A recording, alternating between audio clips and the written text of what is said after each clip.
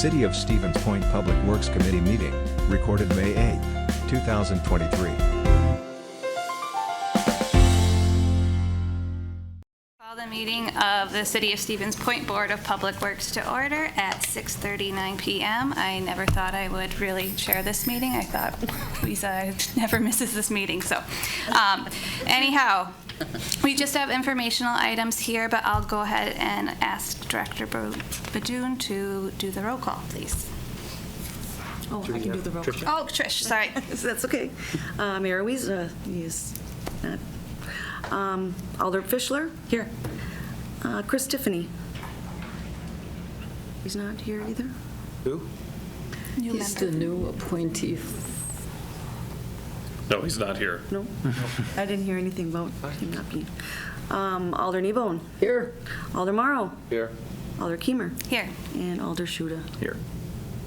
Okay. Thank you very much. And with that, we'll go on to our first item, which is the director's report. This is pretty much just all summarized in the director's report. I have nothing to add this month.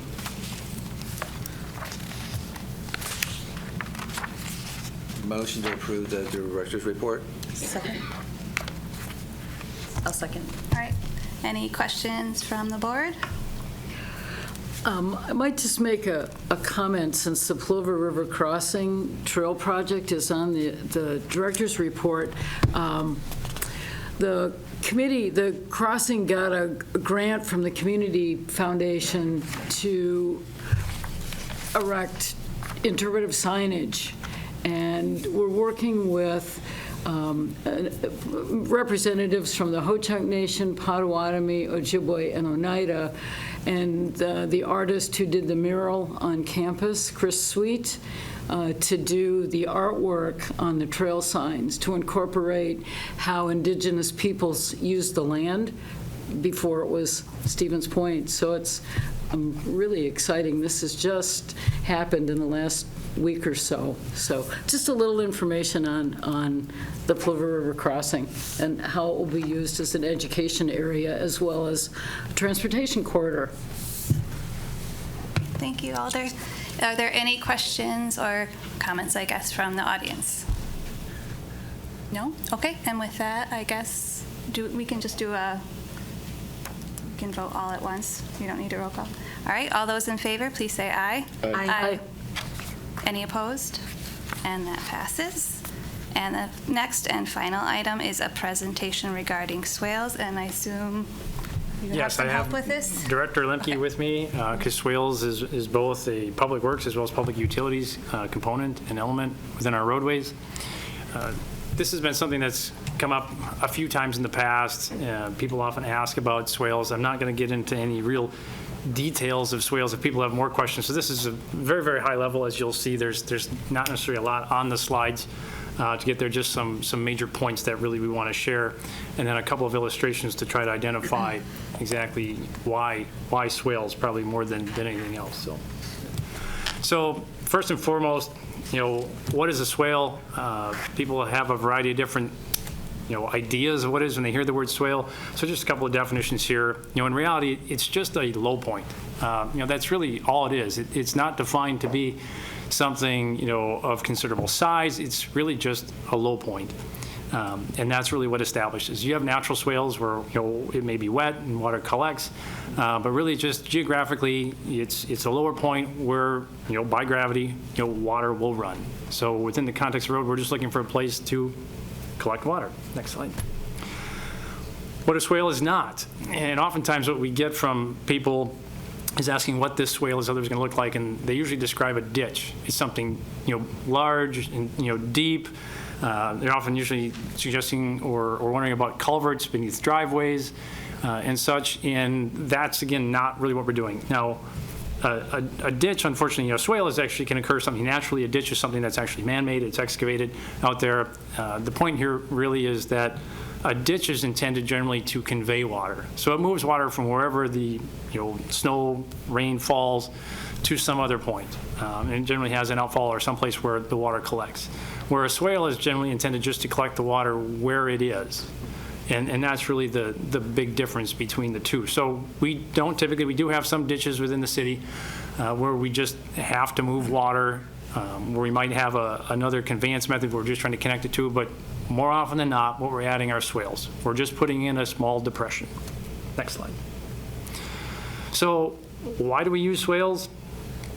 Well, we use swales only where there isn't curb gutter, storm sewer to begin with. So we're always talking about the rural areas there is. So people that live on the north side, Fifth Avenue, Bucol, they're not going to see swales because there's already curb gutter. There's a means to take care of the water there, the storm water.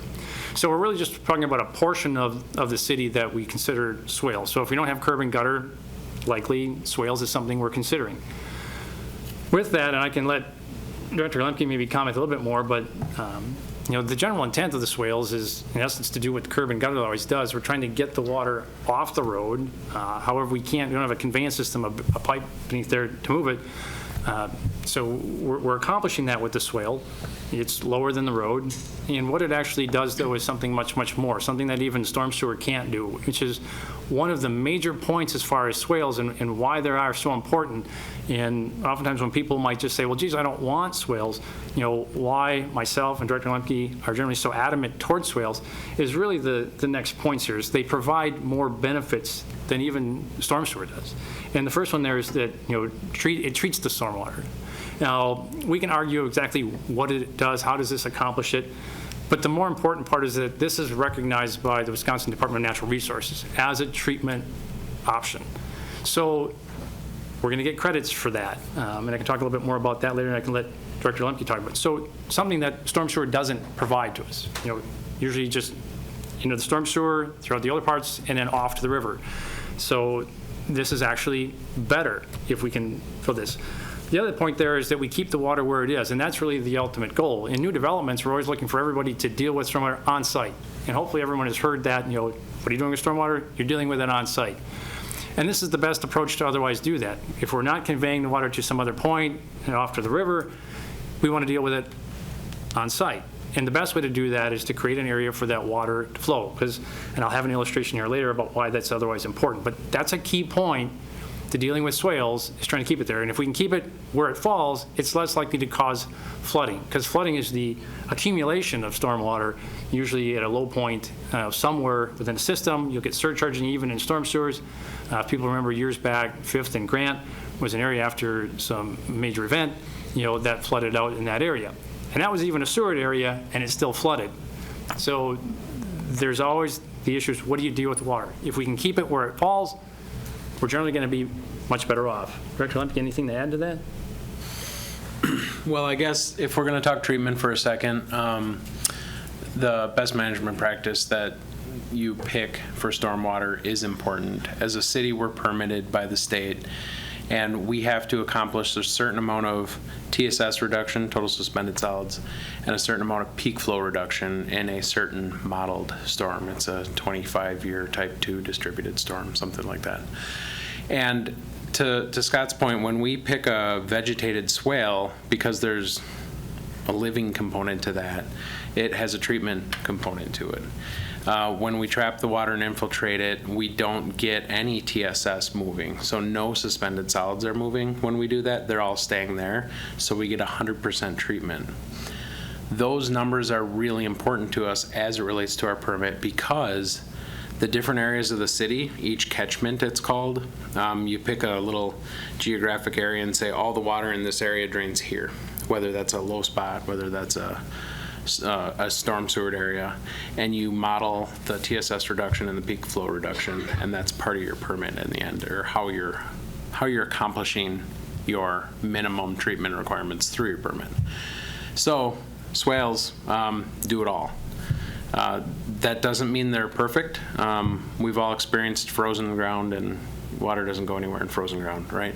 So we do our best to mitigate what happens when that's the situation.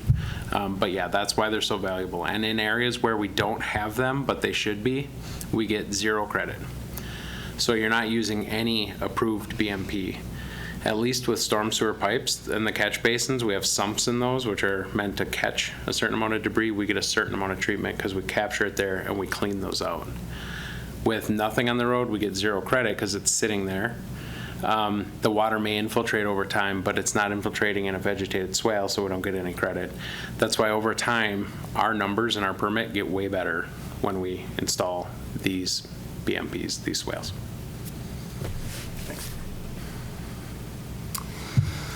So why do we use swales continued? This is a little bit more on the public works side.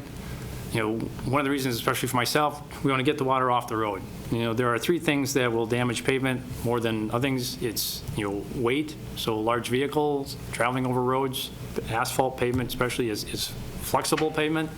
So it fluxes there, so you put a lot of weight on it, eventually you're going to form cracks. It's just going to fatigue. The sun. UV rays. UV rays basically destroy everything, right? I mean, you put something on the side, that patio furniture, whatever it is, you know, your deck, it looks, you know, brown when you put it in there, and then it eventually turns gray. You know, that UV does the same thing for asphalt. It breaks down the oils at the surface. It causes it to become brittle. And then the last thing is water. As water otherwise runs through that, you know, we've all kind of seen, you know, oil and water, how it mixes. You know, asphalt is an oil-based product. So if you haven't otherwise seen it, if you ever get a chance to watch pavement go down and you see that they put water on as they're rolling it and you see it, it's not at all uncommon. You see that bit of an oily sheen on that water as they're rolling it in, as it evaporates off.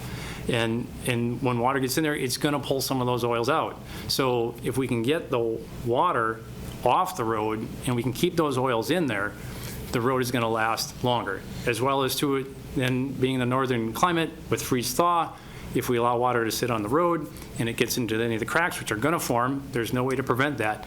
We're just going to get more of that freeze-thaw cycle and more of the asphalt breaking apart. So our goal for the longevity of the road is to get that water off the road. And one of the beauties of that is, this is why we do it. People say, well, it's sandy soil. But even in sandy soil, in fact, it's preferred in sandy soil. Because if we had tight clays, it would take the water forever to infiltrate in, and it really wouldn't be effective. You know, that's a big reason why there is curb and gutter on the north side of the city. So yes, the water will disappear, even if it's otherwise left there. We still need to get it off the road. Yeah, I'll talk from this slide. So really, this is oftentimes the existing condition. And going back to the past slide there, I just kind of highlighted mostly in text. I ran out of time to put together a nice illustration, which I was hoping to. But if you look at the road part on this, on the right-hand side, you see what I'm kind of showing is something as a depth. And part of that is because the road is not just the asphalt that we all see at the surface. We have asphalt at the top, and then there's the base otherwise beneath it. The actual pavement cross-section that we typically use is about 16 inches. So there's a lot more going there than what we see. And so if we allow that water to sit on there, even though it may, you know, infiltrate, that where it's infiltrating matters. And what's allowed to do here, it's going to sit on the road, it's going to pull away some of the oils, it's going to get into that base, into that foundation of the road. And that's really where it starts to cause damage. So what do we otherwise do? Next slide, please. So, okay, yep, that's fine. So yeah, otherwise there's that. So if the water is otherwise sitting there, it's just not in the right spot because it's allowed to actually enter into that foundation. Next slide. So what is this otherwise compared to? And I think everyone can otherwise understand that. It's like, you know, our houses are there. We don't build on the bottom of the hills. And, you know, if we're going to grade a lot to build a house on, we always usually build a building pad. It's higher than everything else around it. We don't excavate down to build our house down in the low point. And there's a reason for that, because if the wall of the water ran there, if it runs off your roof, if you don't have gutter and downspout and you just let it otherwise sit there, you know, this is oftentimes what happens. You get water into your basement, into your foundation. And it's the same thing we're trying to accomplish with roads. We need to get the water away from the road so it doesn't get into our foundation. You know, we don't typically build homes like that. There are some exceptions that are usually then graded out to make sure the water does run away if it's lower. But we don't build homes like this for a reason, and it's honestly the same reason why we don't build roads that way. Next slide. So what do? What's the corrective action? And again, you know, thinking more from the public works aspect of it, here it is. We build a swale. We move the low point, which is oftentimes found at the edge of the road, and that's where the water collects, and people will see it there, and they think, great, the water's out there, is we're moving that low point down. Now, this isn't exactly to scale, you can otherwise tell, but just trying to figure out what that low point. So now we've moved the water off the road, and we've also lowered it down. So, and these swales are really just like 6-8 inches in most cases. They can vary. So we've moved over that, so now as that water infiltrates, which it's going to do, it's no longer infiltrating into our foundation of the road. So it's going to, it's not going to do damage to the road like it could if it was allowed to rest on the road. So really, that's the whole reason why we use swales. There's treatment, and it preserves the roads, even in sandy soils. Next slide. So some of you might say, okay, I get it, but still, why swales? And oftentimes, this very first thing is the thing that people can, so I can go through this whole spiel, and someone will still ask this question, and in fact, I think, Alder Schutte, you were kind of asking, I think you were alluding to this here as far as what someone was really asking, that, okay, great, but why do you have to do it? What state or federal law is requiring you to do that? Because then it seems to be just, well, that's your opinion, I still don't want to swale. So you tell me all the great things, I don't want it. And the reality is that there isn't a statute in the books that says thou shalt swale. It doesn't exist. However, But we do have a permit requirement to reach, and those requirements over time change, and they never get looser, right? They get more strict. And we're under the requirement for most of our areas now. As a whole, we're under. But there are some areas that need more work. And the point is that when we put them in where they don't exist, we get more credit and we're better off for it. Not only that, even without the permit, you're being better stewards of the water. The groundwater is left in better shape when you send it through a facility that does do some treatment versus just keep it skating along the edge of the road until it finds some place to just make a big ugly puddle that's full of oil and everything else, because it happens. You see it. You get it off the road quick, you get it into a vegetated area. It's good for a lot of reasons, and it's the cheapest method of treating stormwater. which is the bottom point on this slide. No, that's a great transition. So that, because people ask, well, what other options they have? Well, we could go through the process of curb, gutter, storm sewer. A lot of people think that, oh, that sounds like a great idea. However, because this is an area without storm sewer now, it's not just as easy as, say, tapping into that. We need to figure out where that's going to take that, because it's otherwise considered new, and maybe Director Clem, you speak a little bit on that. It still requires that we treat it. So we could put that pipeline there, we do that. So it's not just the installing of curb, gutter, and burying a pipe in the ground, as it is otherwise trying to find out where are we taking that water to, how are we treating that water, and long story short, swales are a fraction of the cost to do that. Yeah, if you were to put in an unsewered subdivision right now, something with a rural cross section, meaning it's just like one of these areas with swales should be or are, if you were to put in storm sewer, you'd have to meet all of the pretreatment requirements before it's discharged somewhere. So if you were if you were near the river, one of the rivers, and you thought I can just run a pipe there, you actually can't. You gotta do some pretreatment. So you don't not only be putting in the infrastructure to collect it and convey it, you have to buy some property to build a pond to try to settle it out first, and then you'd have an overflow mechanism to that pond that wouldn't be needed until you get past something like a 25-year rated storm or more. So you'd have to keep all of that. So it gets a lot more in-depth, complicated, yeah. Excellent. So the last slide, keeping it short. So in summary, we want to try to get the water off the road, extends the life of the pavement, even in sandy soils. Swales provide treatment that is recognized by the DNR, which is important for our permitting, which is the closest thing we have essentially to a law that otherwise requires us to do that. Provides more benefits than other forms of stormwater management. The cost is considerably less, and because of otherwise the cost to sewer, an existing neighborhood, that would be something that, would be passed on to adjacent property owners. So if someone really wants the bill to do that, I guess it'd be something otherwise to be considered, but speaking for myself alone, I certainly would not. And then, while there's no state or federal law, it's just really the best practice to use swales in those areas. So, that's it. Thank you for that presentation. Are there any questions from board members? On behalf of Swale District 8, thank you very much for putting this together. You guys have been very patient, with all my questions and everything, but appreciate it very much. Oh, I have a comment. and Yeah. on behalf of Swale District 10, I would like to thank you as well, and I was curious if I could get a copy of this. Oh, absolutely. So I could distribute that. That's great, thank you. I would comment, I mean, like for someone who did live on a block where they all of a sudden would put curb and gutter in, that was kind of a shock to get a $10,000 bill on your personal property taxes. So if they could have done swells, that would have been great. I have a question too. Do you, for either director, do you have a sense or could you estimate like what fraction of the city is on curb and gutter versus swale? Like roughly? West of Wilshire